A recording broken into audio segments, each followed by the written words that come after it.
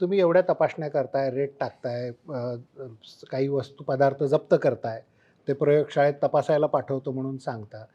तुमच्याकडे किती प्रयोगशाळा आहेत आणि किती ते सॅम्पल त्यांच्याकडे तपासायला जात आहेत? हे गणित मॅच होत नाही. कारण प्रयोगशाळा मर्यादित आहेत.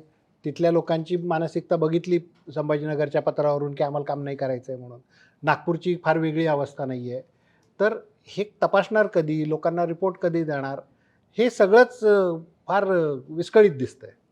तिथेच तर आपला रोल असतो ना. म्हणजे ज्याला आपण म्हणतो हेड ऑफ द ऑफिस असेल, हेड ऑफ द डिपार्टमेंट असेल, ज्याला आपण लीडरशिप लेव्हल म्हणू, त्या लेव्हलचा तिथंच तो रोल असतो. आमच्याकडं 3 ठिकाणी प्रयोगशाळा आहेत. म्हणजे गव्हर्नमेंट लॅब ज्याला म्हणतो आपण. नागपूर, संभाजीनगर आणि मुंबई. दोन्ही आहे. म्हणजे ड्रगच्या आणि फूडच्या दोन्ही लॅब आहेत प्रत्येक ठिकाणी. अ, आपण जर गेल्या काही वर्षातली आकडेवारी बघितली, याच्यामध्ये किती सॅम्पल टेस्ट होत होते टोटल, तर सर्वसाधारणपणे महिन्याला 2, 2.5, 3,000च्या पुढे कधी आकडा झालेला मला दिसला नाही. म्हणजे गेल्या अनेक वर्षाचा आकडेवारी ती आहे. मी 25 मेला जॉइन झालो. पहिला आढावा घेतल्यानंतर दुसरा हाच आढावा होता, की लॅबची काय परिस्थिती आहे. आपण जे सांगितलं, की आपल्याकडे मॅनपॉवर नाही आहे, आपल्याकडे इक्विपमेंट नाही आहेत, वगैरे, वगैरे हे सांगण्यात आलं. मग सॅम्पल किती झाले, कोणत्या लॅबमध्ये किती झाले, कोणत्या महिन्यात किती झाले, याचा डेटाचं एनालिसिस केलं. एनालिसिस केल्यानंतर लक्षात आलं, की एक सर्वसाधारणपणे एका रेंजमध्ये ते फ्लो होत होतं. 2 ते 3,000च्या दरम्यान जनरली.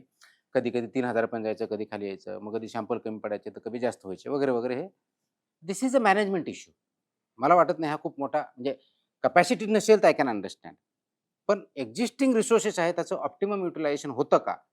हे बघण्याची खूप गरज होती आणि मी ते बघितलं. मग मॅनेजमेंट बेस्ट मॅनेजमेंट प्रॅक्टिसेस किंवा सायंटिफिक मॅनेजमेंट प्रॅक्टिसेस व्हॉटएव्हर आपण कोणतीही टर्म त्याला देऊ. मग म्हटलं आपलं काम लॅब म्हणून किती तास चालतं? मग तिथं आलं की नाही 10 ते 6 चालतं. पहिली चूक. कारण lab cannot work 10 to 6. It is not office. बरोबर आहे. It is a laboratory. तर लॅबोरेटरी 24/7 चालली पाहिजे. ऑफकोर्स 24/7 करण्यासाठी तेवढी मॅनपॉवर लागणार. म्हणजे एकाने 24 तास काम करायचं नाही. त्याने 8च तास करायचं. दुसरी शिफ्ट चालू केली पाहिजे. तिसरी शिफ्ट चालू केली पाहिजे. कारण मशीन तर 24 तास चालू शकते. राहिला प्रश्न रिसोर्सेस तुम्हाला जे काही केमिकल्स लागणार आहेत, ते इन्ग्रीडियंट्स लागणार ते आणि मॅनपॉवर ह्या 2च गोष्टी लागणार आहेत. मग मॅनपॉवरचा आढावा घेतला, तर मॅनपॉवर गेल्या 2-4 महिन्यापूर्वी बऱ्यापैकी भरलेली होती. त्याच्यामुळे खूप काही व्हॅकन्सी तिथं अशी परिस्थिती नाही, जेवढी सँक्शन आहे त्याच्यामध्ये. याच्यात अजून रिक्वायरमेंट असेल तर आपण ते गरजेनुसार वाढवता येईल, सँक्शन करून घेता येईल. मग याचा काय उपयोग होतो बघितलं, तर मग पहिला निर्णय मी घेतला, की चला आपण लेट स्टार्ट विथ 2 शिफ्ट्स. म्हणजे लॅबमध्ये या तिन्ही लॅबमध्ये 2 शिफ्ट चालू करा. म्हणलं पहिली सुरुवात आपण मुंबईपासून केली. मग ही ज्यावेळेस सुरुवात झाली आणि डिस्कशन झालं तिथं आपल्याकडं सायंटिफिक ऑफिसर असतात. Senior scientific officer, scientific officer. आपल्या ड्रगच्या लॅबला आपण जी-ए म्हणतो, जनरल गव्हर्नमेंट एनालिस्ट जो रिपोर्ट लिहितो आणि फूडसाठी आपण एफ-ए म्हणतो, फूड एनालिस्ट म्हणतो. फूडमध्ये तेवढा प्रॉब्लेम नाही, पण ड्रगमध्ये सांगितलं जी नाही आमच्या टेस्टला खूप वेळ लागतो. म्हटलं ठीक आहे, कोणता वेळ लागतो? मग आम्ही इन्व्हेंटरी तयार केली, की तुमचे इक्विपमेंट किती? तुमची मॅनपॉवर किती? तुमचे सॅम्पलचे प्रकार किती? फूडचे सॅम्पल करायला खूप सोपं गेलं. एक 10 कॅटेगरी 10-15 कॅटेगरी होऊन जातं. पण ड्रगचे खूप सॅम्पल आहेत, खूप वेगळे आहेत. त्याचं जेस्टेशन पिरियड पण जास्त आहे. हे पूर्ण आम्ही एक फॉर्म्युल्यामध्ये बसवलं आणि ते फॉर्म्युल्यामध्ये बसवल्यानंतर हे सांगितलं, आत्तापर्यंत परिस्थिती एक मी सॅम्पल लावला, तर त्याला टर्न अराउंड टाईमचे 3 तास असेल, 6 तास असेल, 8 तास असेल. मी सॅम्पल लावणार आणि बसणार. मी बाकीचं काही काम करत नव्हतो.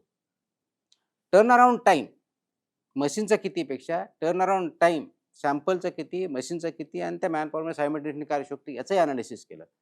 आणि मग त्याप्रमाणे आम्ही प्लॅनिंग केलं. हा पहिला भाग आणि दुसरा भाग केला, की सॅम्पल एक घेण्यापेक्षा ज्याला आपण म्हणतो बॅच वाईज म्हणजे एकाच प्रकारचे सॅम्पल तर बॅच वाईज होऊ शकतात. तर कपॅसिटी असेल तर होऊ शकते.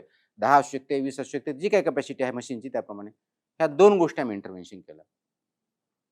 याच्यामध्ये तू, मैं, आमचं असं आहे, तुमचं तसं आहे. मी म्हटलं तुम्ही रूल दाखवा. तुम्हाला काय वाटतं किंवा तुमची प्रॅक्टिस काय होती हे मला सांगू नका. रूलमध्ये हे आहे. याच्यात तुम्हाला प्रॉब्लेम असेल तर तोही सांगा. फक्त आमची प्रॅक्टिस अशी होती म्हणून आम्ही असंच करणार हे आर्ग्युमेंट चालणार नाही. Let us talk on facts. Let us talk on the procedure. Let us talk on turn around time. Machine बोला. तर त्यात फरक पडला मग आता? आता परिस्थिती अशी जी आहे, जूनमध्ये आम्ही तिन्ही लॅब म्हणून 7,000 सॅम्पल केले जूनमध्ये. जुलैमध्ये आम्ही 15,000 सॅम्पल केले. याच लोकांनी केले. याच लोकं तेवढीच manpower, no extra machinery, no extra manpower आहे त्याच्यामध्येच.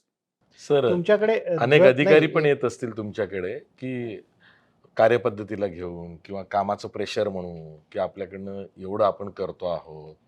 तर काही एक्सक्युजेस सांगत असतील किंवा वेळप्रसंगी इशारा पण देत असतील की हे आमच्याने होतच नाही, अशा अधिकाऱ्यांना काय सांगणं असतं? 2 गोष्टी असतात. प्रत्येक मनुष्य असतो, प्रत्येक मनुष्याला इश्यूज असतात.